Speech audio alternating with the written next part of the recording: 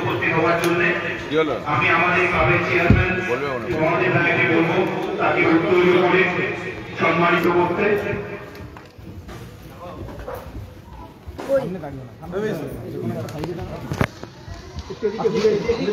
সামনের দিকে ঘুরে যাও, সামনের দিকে ঘুরে।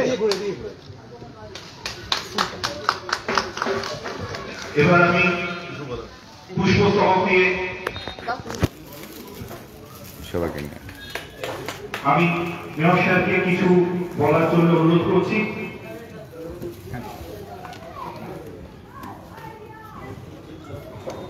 আমি আগের বছর এসেছিলাম, এবছর লেকপল্লী ক্লাবের প্রতিমার আবরণ উন্মোচন করতে এসেছি। আমি আস্তে আস্তে দেখছিলাম, আমি ভাবছিলাম যে তিনতলা চারতলা প্যান্ডেল নেই, পাশের বাড়িটাও এই একই ডিজাইন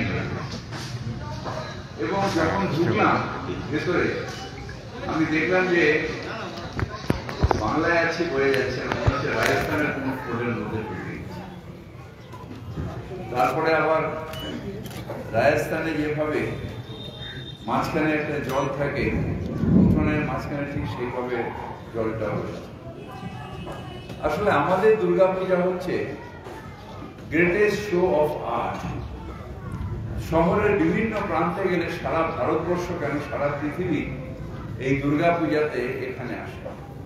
আমরা যারা বাইরে যেতে পারি না বা বিদেশে যেতে পারি না, অনেক সময় বাইরে যেতে পারি না, তারা কিন্তু দুর্গাপূজায় ঘুরলে একটা অনুভূতি আসে যে আমরা ভারতবর্ষের বিভিন্ন জায়গায় ঘুরছি বা পৃথিবীর অনেকগুলো জায়গায় ঘুরছি।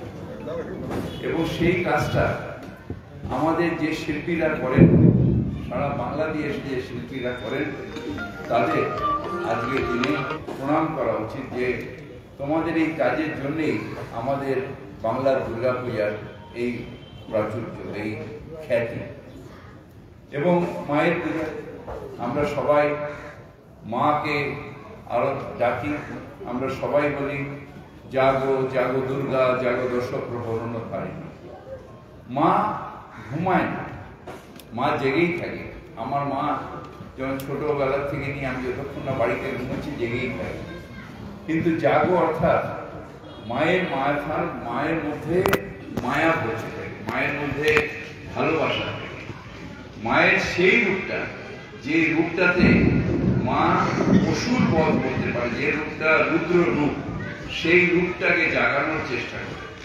তখনও নিশ্চিতভাবে দেবতারা করেছিল, মাকে জাগানোর চেষ্টা করেছিল যে মহিষাসুরকে বধ করার জন্য।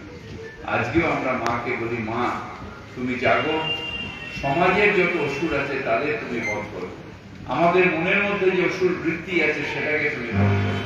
আমরা সবাই যাতে হ্যালো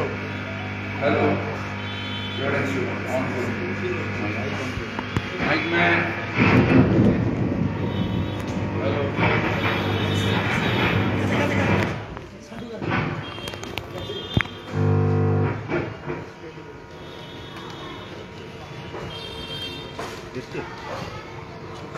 हेलो ठीक है, थैंक यू।